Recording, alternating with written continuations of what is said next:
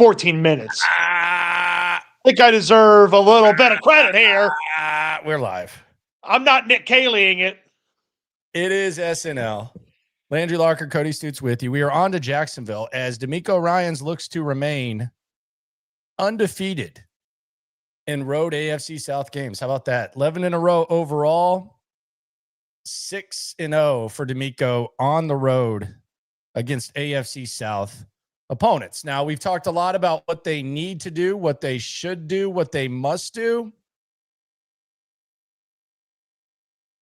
A lot of it is focused on the offense. Now, there was some stuff that came up today on defense, but a lot of it is focused on the offense, Cody. I mean, all of it's focused on the offense. The defense has done more than enough to win 2 football games. I understand they gave up that final touchdown, and there were some moments against the Buccaneers where they didn't look real good. They didn't look that good. But I mean, they allowed 20 points. They allowed 14 points. That should be enough in the modern NFL to win a football game. So it's all on the offense. They got to be better on offense. You didn't change defensive play callers in the offseason. You didn't make wholesale changes to the defense in the offseason. You did all that to the offense, and it's the same damn product. And we look at this, and all eyes are clearly on Nick Caley. And you asked the question to Nick Caley, what's kept y'all from operating what you practiced and really kind of how you looked in the preseason and in training camp? Here's what Nick Caley had to say. What are some of the challenges you faced in these first 2 games that kept you from maybe operating what you practiced and put in the preseason? Yeah, I mean, I think, just staying on schedule, I think, and I thought we made progress in that area, but still, too many second and longs, still not as efficient as we want to be collectively. So I'd say starting with that, and trying to stay on schedule so you have the whole call sheet at your disposal, really, that you've worked on throughout the week. Yeah, I really didn't I don't know what that means. The second play of the game was 2nd and 10. They threw the ball for 9 yards. Do that.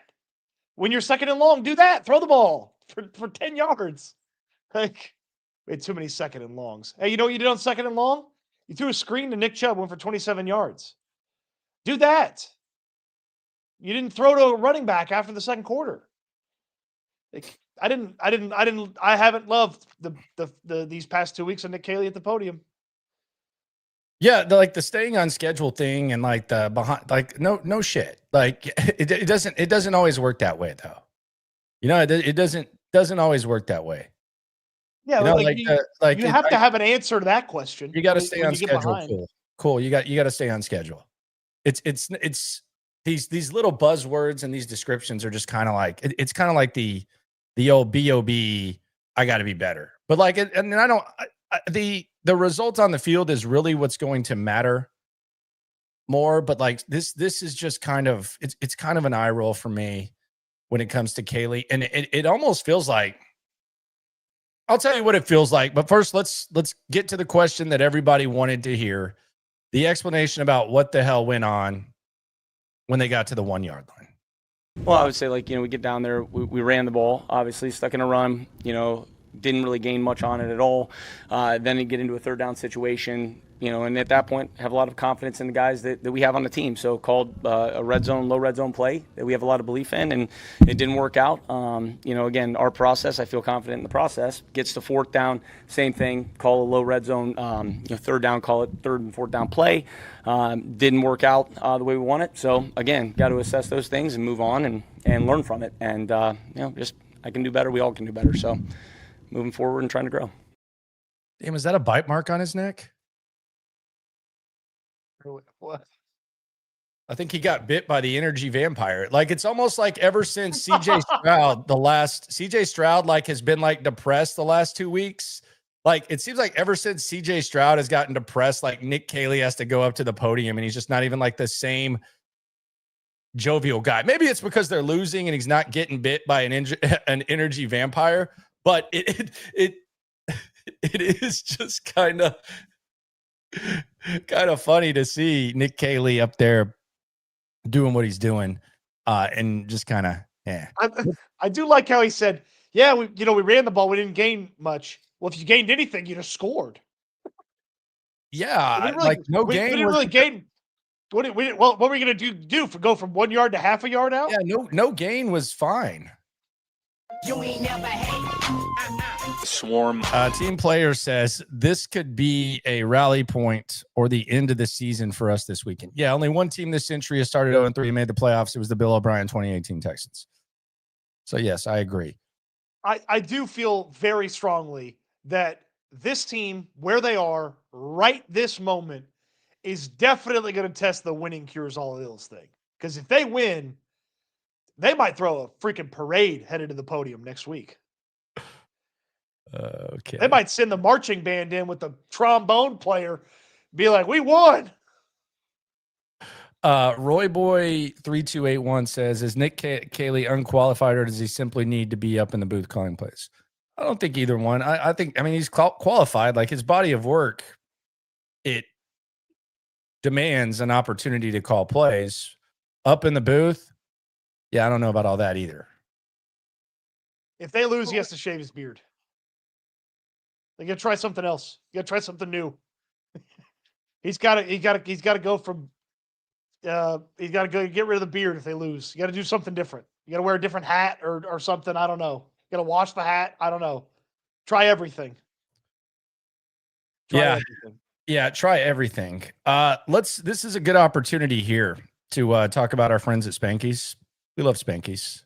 We loved that people came and joined us at Spanky's 2 Fridays ago.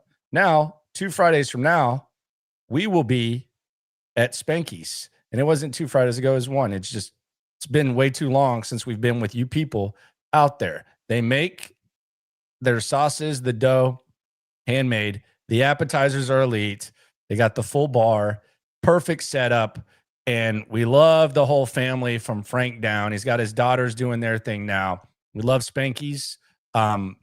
They got the Monday, Wednesday special, the one topping special under $12. You can feed the whole family for less than $5 each because they've kept that family attitude. And we will be there in 2 weeks. We want to see you there. Shout out to Spanky's. And even if you're not going to go in 2 weeks, strong recommendation to check out the Spanky's in your area. We'll be at the Sharpstown location on Bel Air Boulevard.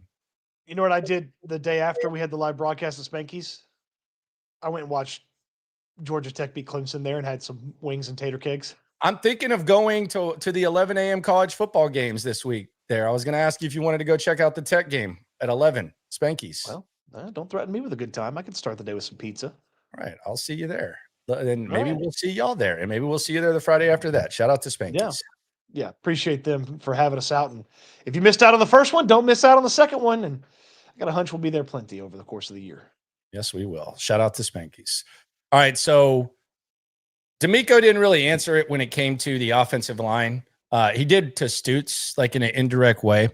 But how do you help out the offensive line without just saying, hey, guys, go block the guy in front of you? Here was what Nick Caley had to say in response to that question. How can you help out the offensive line outside of them just winning their individual matchup? Obviously, you want them to win their individual matchup, but are there ways that you can help make it easier to protect CJ outside of just saying block the man in front of you? Yeah, sure. I mean, I think everything that we think about before we draw up any pass play is with the intention of having the best protections that we can possibly have. So, that's personnel driven from us, from the teams we're playing. That's schematically what challenges, what front structures, what coverage contours you're going to see, what teams activate certain blitzes. And we go at those things on the front end of the week, and then we try to set the table from that standpoint to build the pass concepts from there. Look, I think there's some things where you care about intentions where, I didn't intend to hurt your feelings, or it wasn't my intention to run into you. It wasn't my intention to do this. I don't give a fuck. Excuse my language. I don't care about your intentions. I care about what actually happens. Obviously, your intentions are to score points. Your intentions are to protect the quarterback. I'm not questioning your intentions. I'm questioning what has actually happened. And sometimes you get in the zones here, like it's too early. But you saw what happened last year when this continued with Slowick. It was a completely different vibe, and that's the vibe that I'm going to get to. I am trying to be cognizant that this is the first time that he's doing this, the first time he's having to go up there and answer these types of questions. But I don't care about your intentions. Like I'm not questioning what your intentions are. I'm questioning what the effectiveness is. So that's just a stupid answer. Like we can get more quick game. We can, CJ can do this. Like I don't care about your intentions. That's dumb. You know what it sounded like? It sounded like me when I try to hit the word count on a book report. Like just putting in all this other, like when I was in school and I was, the word count's 1,000. All right, well, let's put in this. That could have simply been, yes, Landry, that's a great point. We got to get rid of the football faster. We've got to hit guys when they get open, and we got to make sure guys get open faster. Boom. That's it. We all see it. I don't need the calculus explanation when it's simple math in front of us. Well, that's not even calculus. That's like intermediate bull crap. Like my intention. I know what you're going to say your intention is, but I don't really care. That felt like something Brian Callahan would say. That's stupid. AG 1913 says, what needs to change in order to break huddles faster? Feels like it may be hard to diagnose or change plays at the line of scrimmage when you're constantly getting out with single digits on the play clock. I mean, they moved pretty quick early on in the game. I thought they were all right. They were better this week. Yeah. But that was one of the things they did a little bit better. And they did score some touchdowns, Yeah, just a little bit. On their own, they scored one touchdown. We don't know if the Buccaneers helped them on the other. So this is one of my favorite stats of the season so far. The rookie skill position guys. So Woody Marks, Jaden Higgins, and Jalen Knoll, they have a combined 6 targets. They have a combined 6 targets. 3 of those passes have gone for explosive plays. Yeah, 37, 28, and 23. 3 of the 6 in which you have targeted these guys. And 2 of the 3 have been like almost like design creative plays or just basic plays out of the backfield where you're going to them. The Marks and the one Higgins that he had the other day.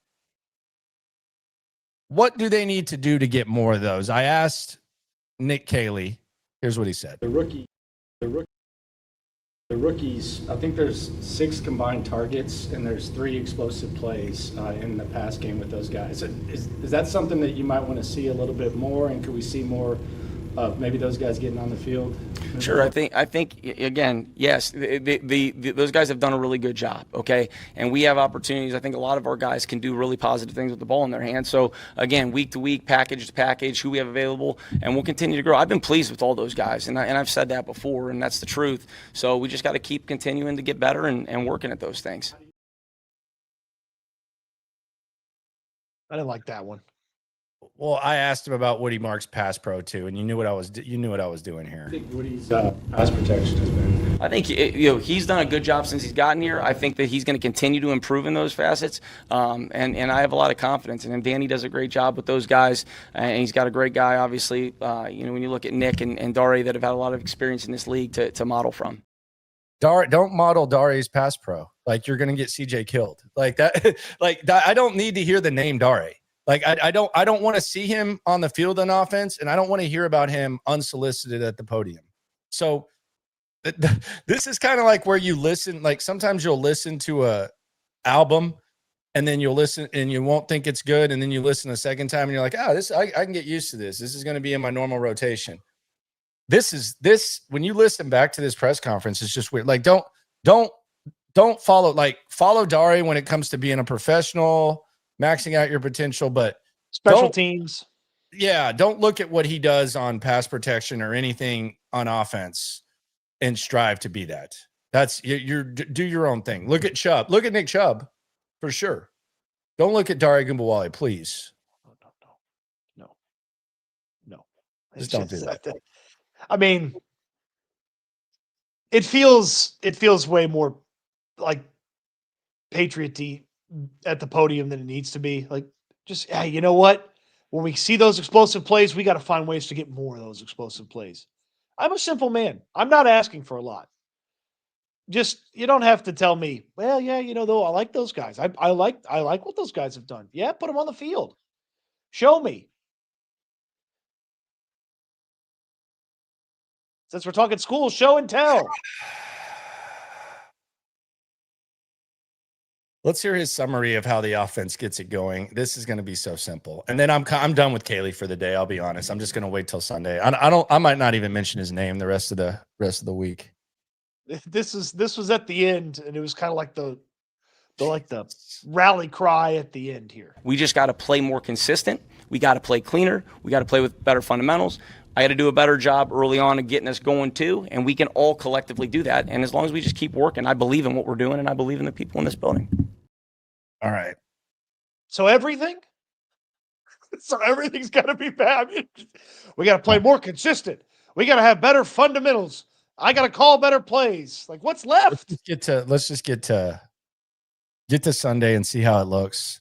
And the reality is it might be dependent on the special teams and the defense. So let's hear from a couple of those guys. So I thought this was, I don't know. I don't expect Frank Ross to tell me. You and I disagree on what they're going to do here. Mm-hmm. I think Jalen Noel remains the punt returner. He is the second best punt returner in the NFL right now. Mm-hmm. You think they just give it right back to Berrios and the end? I think Berrios is going to be a little bit more part of the offense because I didn't anticipate that they were so veteran leaning, and he might actually be a big part of what they do on offense. But you think that they, despite what Noel has done, that they go back to Berrios, and I go back like preseason and camp. Here's what Frank Ross said when I asked him flat out. Does he get the opportunity to go from week 2 to 3 with Berrios coming back? Is Noel still the guy? Yep, I think no matter who's active is going to really determine who's available to be returner of any capacity. So last week Damian wasn't active, so we didn't have him as a kick returner. So just week to week, depending on how many receivers, in this case we're talking about receivers we can get to the game, how many running backs we can get to the game, tight ends, so on and so forth. So Tremont Smith's a DB that has returnability, so on and so forth. So every week we'll see. But the number one thing is, can we secure that football, get us a first down for the offense if we're talking on punt return, or get that thing past the 30, 35 as a kick return unit? Does that mean Dameon Pierce is potentially active? Maybe. Would you rather have Dare or Dameon Pierce active? Dameon. At this point, you got to punish people for their failures. Look, Frank Ross will shoot you straight, and he'll tell you. We've asked him a bunch about kick return and rule change and this, and he's like, yes, boom, very pointed. And then Frank was basically tap dancing around what the truth is. So you're going with Berrios. I'm going with Noel. Yeah. We got to have a pull water bet, man. In the spirit of Jacksonville's nasty ass pool, whoever's wrong has to drink 3 ounces of swimming pool water. 3 ounces. You're gross. I'm with drinking gross things. I'm trying to, it's a payoff for the people. And I think it's relevant because they're going to Jacksonville. Pull water bet, 3 ounces, pull water bet. So is this first punt returner? Or is it both, whoever returns more punts? The first punt returner. The first punt returner. The first punt returner.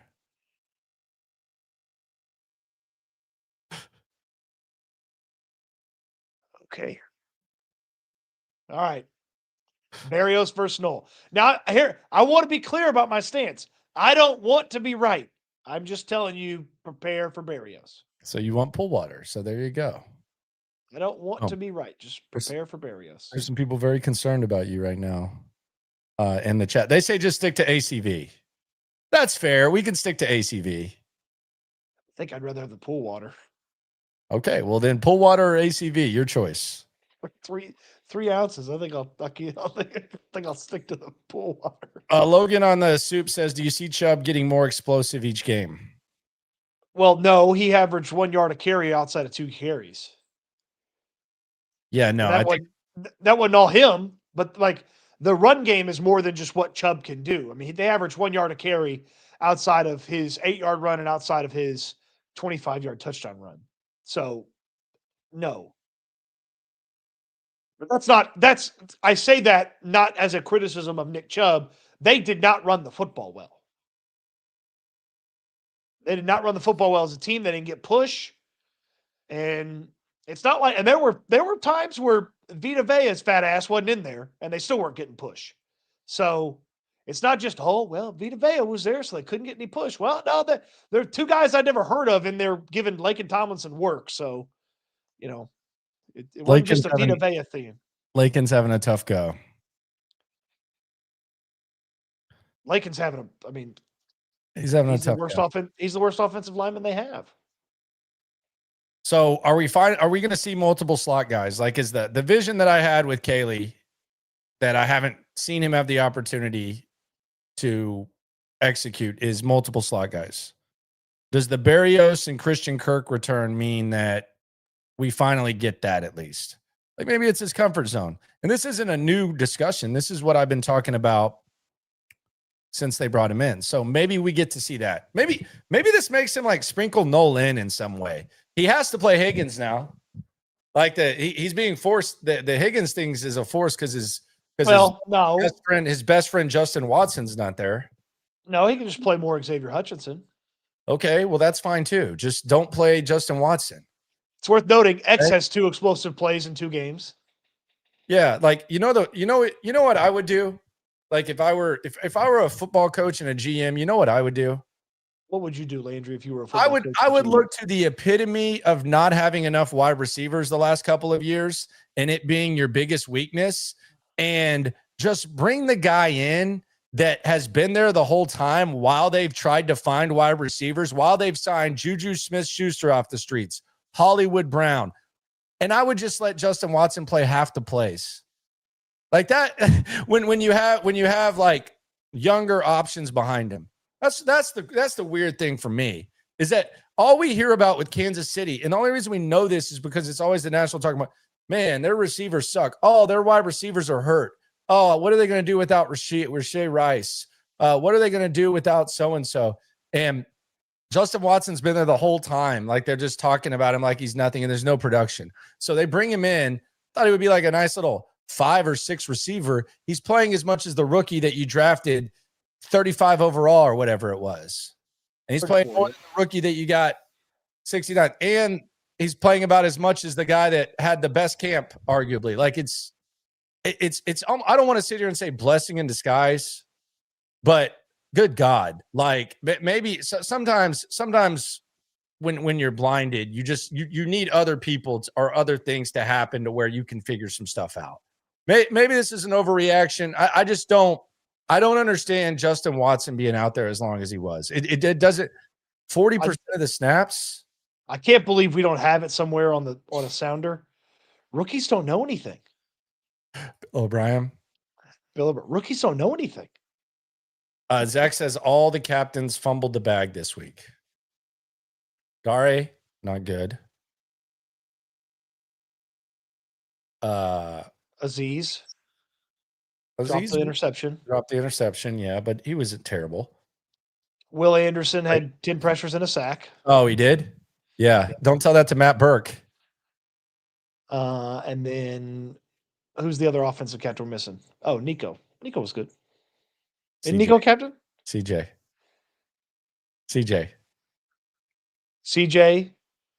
It's CJ, Nico, Will, and Aziz, right? And then Dare.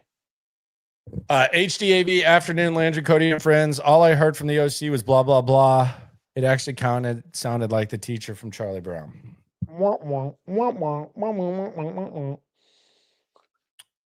It's pretty good. All right, so Will Anderson. Yes. I found it interesting that Will Anderson the other day, he had 10 pressures in one game and 1 sack. Matt Burke and Omar realized afterwards, and I think he texted Burke, I wasn't going to sit there and have like a first take, like fact check with Burke and Omar. But I asked, given what we expect from Will Anderson, like, do you expect him to get home a little bit more than one time when he has 10 pressures? Here was what Matt Burke had to say. Will, obviously it's a high standard. It is for all of our players. 10 pressures, 1 sack. Do you feel like there's more opportunity for Will to take the quarterback down more often? He's got 2 sacks, yeah. He's got 2 2 sacks. sacks. 10 pressures, 2 sacks, yes. Sack a game? Yeah. You want 17 sacks this year? 2 sacks. 1 sack a game? I mean, that's a pretty high standard. I think there's more opportunities. No. Sacks is good for I don't- anyone, but 10 pressures, I mean, you just Yeah, I mean, like that, again, that's a little bit of byproduct of what we've been seeing. I mean, especially obviously week 1. Matt's really, really good at getting the ball out quick. So, like, you can win clean and you're there and the ball's out. Like, that's a pressure, and you don't really have the opportunity to sack. Like, I wouldn't say Will's fallen off sacks or has missed anything like that. He's been really good, and again, sometimes that's just as effective. Obviously, we all want sacks. Like, trust me, I want a lot of sacks. But, like, again, we want to affect the quarterback and disrupt him. And if they're doing things to limit the sack production, then forcing that ball out quick or forcing errant throws from pressures, like, that can be just as effective. Sometimes even the stats don't, bear it out. But if Will ends up with 17 sacks this year, I think we'll all be pretty happy. Yeah, it was 10 pressures, 1 sack in the game. I didn't know if maybe they went back and credited him, but yeah, I went back and looked. It's 10 pressures, 1 sack. And I do think that if Will Anderson is pressuring the quarterback, and I know pressures are, I just have a high standard of him. I have a high standard of Will. 17 sacks would be great, obviously. But I think Will Anderson would say he probably needs to get home a little bit more. I mean, that was the whole conversation the whole offseason about how they left stuff on the table. I think Burke ended up giving you a decent enough answer. No, he broke it down. He broke it down. But yeah, it was 1 sack in the game. Yeah, it's 1 sack in the game. It's 2 sacks on the season. Yeah. And yes, I'll take 17 sacks for the season. There's probably going to be a week where you need more than 1 from Will, though. Yeah. I like Burke, and I thought that was a good breakdown for sure. Now, the other thing that's kind of been brought up is just a couple quick things about Will. His quarterback pressure percentage, and that's 2 games, and obviously he just had this massive one. His quarterback pressure percentage is 5 points higher than it was last year, according to Next Gen Stats, and his sack percentage is slightly higher than last year too. So it feels like he is very much on the precipice of a awesome season. I mean, we've seen him be really good through 2 weeks, but it feels like there is a lot coming from Will Anderson this year based on those first 2 games. So I'm pretty excited about that. Yeah, you should be. I mean, it's very easy to get excited about Will Anderson. Now, the swarm mentality, which Aziz brought up yesterday, which is, sometimes you got to balance being relentless, aggressive, physical with being smart, fundamentals, maybe breaking down instead of just trying to run through a guy. I asked Burke about that. I thought he gave another good answer on it. And I think he kind of emphasized what exactly swarm is in the gray area of it. As he said yesterday, there's kind of a balance between the swarm mentality and maybe kind of balancing that with fundamentals and everything in big situations, like not being too aggressive. Do you agree with that? I don't know that I would say that that's what's been going on, but I think that's in general. There's like an emotional balance of everything we do, right? Like, you can't get too high and get too just, I'm going to try to take someone's head off, or I'm going to go hit someone as hard as I can and be out of control doing things. So I would say there's always a aspect of coaching controlled aggression, and we never want to be out of control in anything that we're doing. So, but we also don't want to hold guys back from being a physical team. I think that's been on tape for 2 games and probably 2 years now that we're a physical team and we run and hit. And so that's part of our identity. So we don't want to limit that, but just understanding like situational football and when you can take your shots and when you can't, and when those times to sort of make some of those plays are. So there's always that involved. Yeah, I think that's well said and very well explained. Both of them explained it well, honestly. Him and Aziz both. This goes back to like our big view of life under D'Amico Ryans is that everything from attention to performance to expectation is better on the defense than the offense. And when you listen to the way that, I know it's D'Amico's defense, but Matt Burke's a big part of it. But when you listen to the way that he explains things compared to how the offensive coordinator explains things, it's, I know we've been using the word same a lot, but it just kind of feels the same. Well, I like your thing that you always say is The defense is the honor student, and the offense is the troubled kid, and they have different sets of rules. It's like, hey, well, the defense didn't make all A's. I'm just glad. Punished. I'm just glad that I'm glad that this week is laid out the way it was, because it feels like this week is going by fast, and we get to watch a game and try and at least see what it looks like when it goes there. And CJ Gardner-Johnson today said that he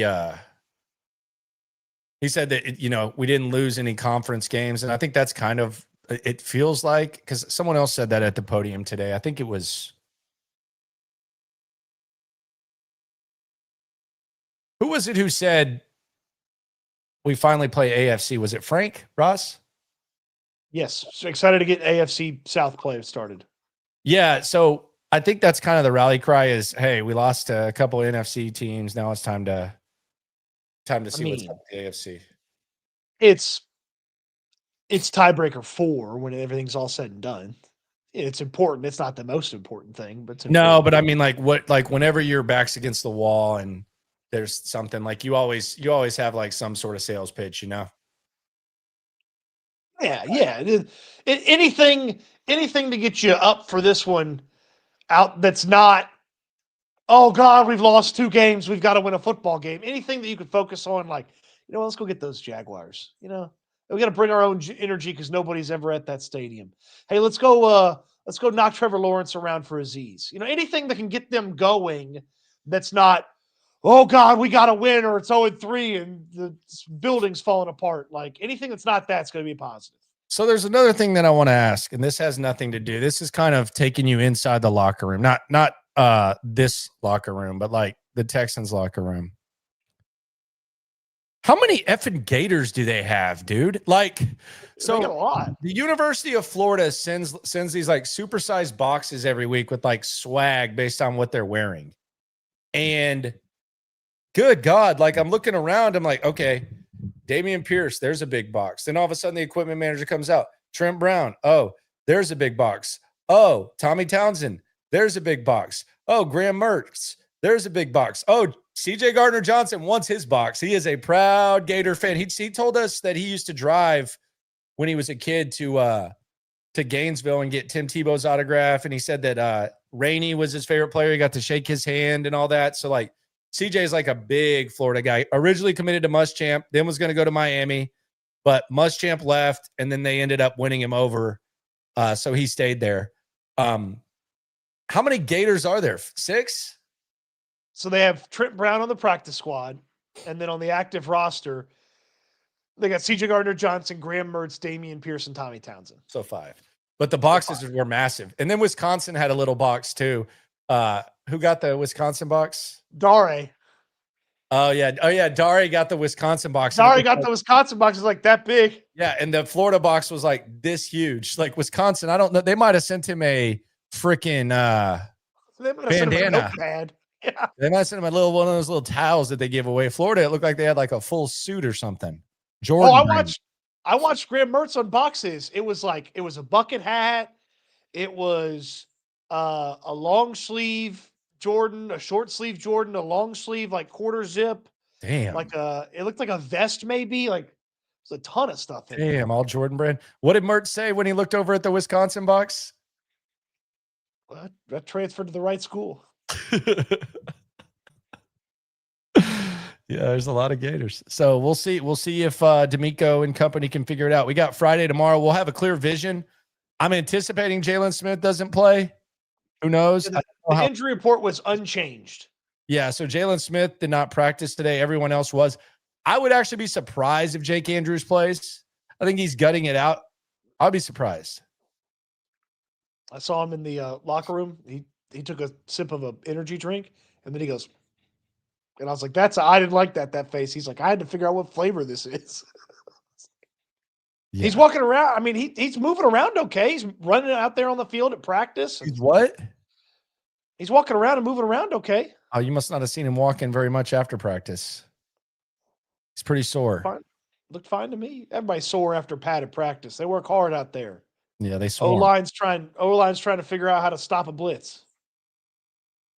Speaking of swarm. You ain't never hate. Swarm. Resport J says, Swarm, stop whining and respect Mertz at Cody. That's a good one right there. The other swarm acronyms have been making me laugh in the chat. They've been solid. All right. Well, there we go. Appreciate everyone for rolling through. This one's good. Super weird. Actually, really mid. Oh, no.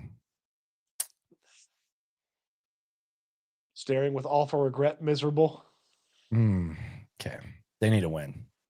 They need to win bad. They're going to put to test. Winning cures all ills. So they better be throwing a party next week at the podium if they win. I'm about to go get out, but you know what? You know what I'm looking forward to before I do that? Looking at my turf, Texans turf. Shout out to Dan and his team, Texans turf. Hang out in the backyard. About to be fire pit season. Dan is the best in the game. I shopped around before I arrived at Dan, and I love my turf more than anything. No mud, no insects. Looks great. I got a rake as well. It's almost like vacuuming whenever you have to do it. You don't have to do it too often. It's easy to clean up, and it is awesome. It's the favorite part of my backyard. So I love it. You'll love it. TexansTurf.com, whether you got a massive yard or just a normal size, they'll customize it. They'll get it done, and it is lovely. I can 100% promise you that. Shout out to Texans Turf for riding along with us. I was a customer before they did that. Man, when you look at the website and you look at the portfolio and all the different stuff Texans Turf has done, you're going to want something like that customized and unique to your backyard. You can set up that free estimate right there on the website, TexansTurf.com. Yep. Give them a look. I'm going to the movies, man. I'm gonna go see the opening show. You're gonna go see him? No, what is him? The football movie? Oh, that's out? Yeah, it came out tonight. Oh, no, I'm going to see the Kanye West movie. In Whose Name? It's a lot of exclusive. It's a fascinating story, man. It's a fascinating story. In Whose Name? Yes, that's a go the first.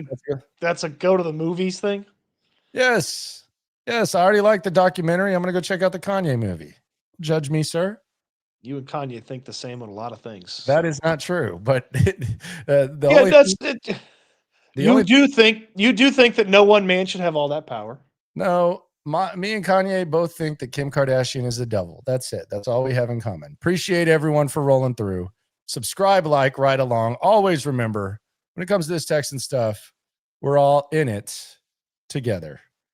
Good sleep, good. Be good. We'll talk Texans again soon. Thanks for watching, everybody.